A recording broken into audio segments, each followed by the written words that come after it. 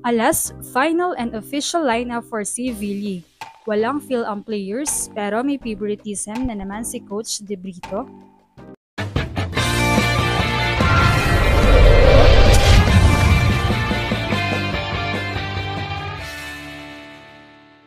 What's up, Volleyball Nation? Welcome back to my YouTube channel. Narito ako para magbigay sa inyo ng updates tungkol sa mundo ng volleyball. Pero bago yan, don't forget to subscribe and hit the notification bell para updated ka sa aking mga videos. Walang kahit sinong fill-am na manlalaro ang makakasama sa Koponang Alas Pilipinas para sa 2025 CV League. Kinumpirma ito ng head coach ng national team na si Zuza De Brito sa nitong Lunes ng hapon, bago sila lumipad patungong Thailand para sa unang leg ng naturang regional tournament. Hindi pa cleared ang mga fill-ons, ani ni De Brito, na tumutukoy kina Brooke Van Sickle, MJ Phillips at Tia Andaya, na lahat ay lumahok sa hindi FIVB sanctioned na BTB Cup sa Vietnam noong nakaraang buwan. Sa halip, pangungunahan ng 4 na top spikers mula UAAP ang koponan, sina Angel Canino, Bella Belen, Alyssa Solomon at Shaina Nitura. Kasama rin sa lineup sina Aya Laure, Leila Cruz, Van Gandler at Clara Resco, para buuin ang 7 miyembro ng Spiker Corps. Mananatili bilang team captain at setter si Gia de Guzman kasama ang bagong salta mula sa Akari na si Mars Alba. Sa floor defense naman, muling magtatambal ang libero duo na sina Don Catandig at Justine Hazareno.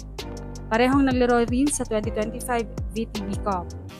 Sa blocking department, pamumunuan ito ng tinanghal na best middle blocker ng 2025 AVC Nations Cup na si Del Palomata, kasama sina Tia Gagate, Fifi Sharma at Maggie Madayag. Kabilang sa mga hindi napasama sa final lineup sina setter Lance Lamina, middle blocker Amy Provido at spiker Alia Malaluan.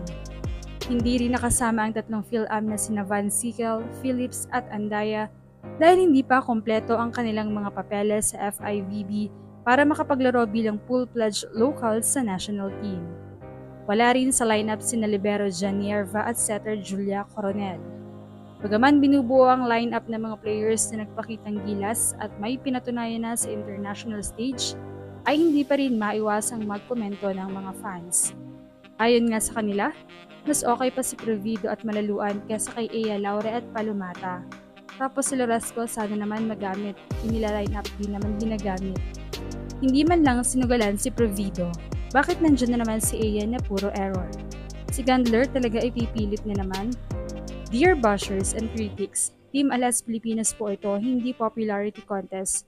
So kung sino man ang i-activate na player ng coach, supportahan natin. Ang desisyon ay pinag-aralan ng buong coaching staff at hindi ng isang tao lamang. Let's give our all-out support to our athletes.